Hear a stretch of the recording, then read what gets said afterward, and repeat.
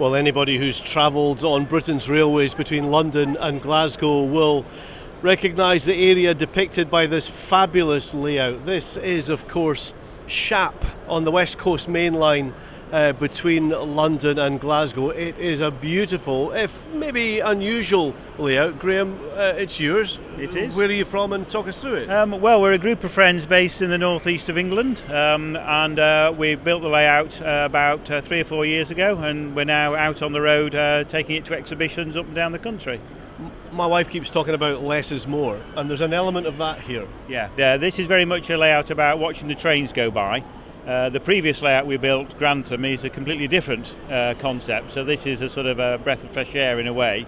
So it's about the parade of trains. What we're trying to do is depict typical trains that were on the line in the sort of 50s and 60s, classic sort of train spotting road photographer era. So yeah, we have a rolling schedule of about 30 odd trains, and it takes about 30-40 minutes, so hopefully lots of action and things of interest for people to see. What I like about it, well, we'll get to the trains in a minute, is the gradient is depicted beautifully, and some of these trains are banked. Yes, the locomotive right at the rear helping it along, and it's just lovely to see that, because you very seldom see that in a layout. Well, I thought that was the thing of interest because of the particular location, and it makes it interesting for people to watch and for us to operate as well. So yes, it is actually set on a gradient. The trains really do have to climb the hill, and some of the heavier trains there's a banker on to help them up the hill, and that drops off at the summit and returns back for the next train, just as you would have seen in the 1950s and 60s. And whilst we're waiting for the next train, we can see obviously some of the detail. Those dry stone dikes, very, very typical in that part of the country. Yeah. I mean, I'm from the north of England, so this, I would say, is a landscape I'm familiar with. So I was very keen to try and recreate the look of it, and you're right to point out the dry stone wall, such a feature of north of England. So I spent quite a bit of time on that. The rest is really trying to depict open, bare, barren moorland. So there aren't sort of fields of wheat or waving grass. It was quite a sort of still is, quite a harsh, rough terrain. And coming downhill, we've got is that an inspection saloon? That's an inspection saloon. Well, it's an officer's special. They're using a first-class vehicle, and that's just a typical train that would have been used in the 1950s. They use those little 260 locos for services like that. So yes, that's all the trains really. We try and based on what would have run on the at the time. They're not just fantasy trains. Each one is based on photographs and things. It's quite a long layout. Talk us through how long it took to build a long layout. Well, it actually didn't take that long because obviously it's quite a simple layout. I just call it an exercise in carpentry and chicken wire, really.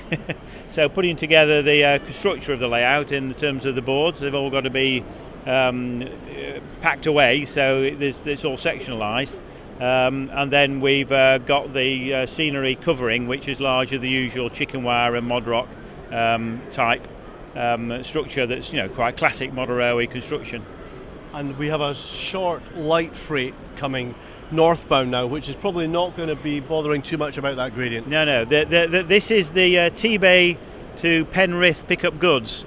So this, I've heard this described as the bane of the operator's life, because this would slow everything down.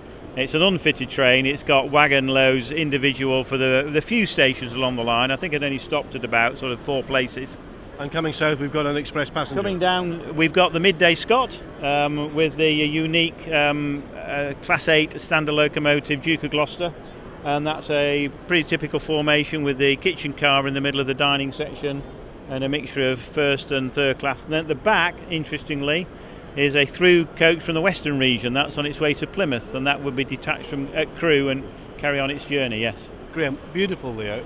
Thank you so much for talking us through it. It has a very special place, I think it's fair to say. Lovely models, fascinating fiddle yard, and a great watch. Thank you very much indeed. Well, that's it for me for the moment, but I'll be back before Model Rail Scotland 2020 is finished on Sunday night. Bye for now.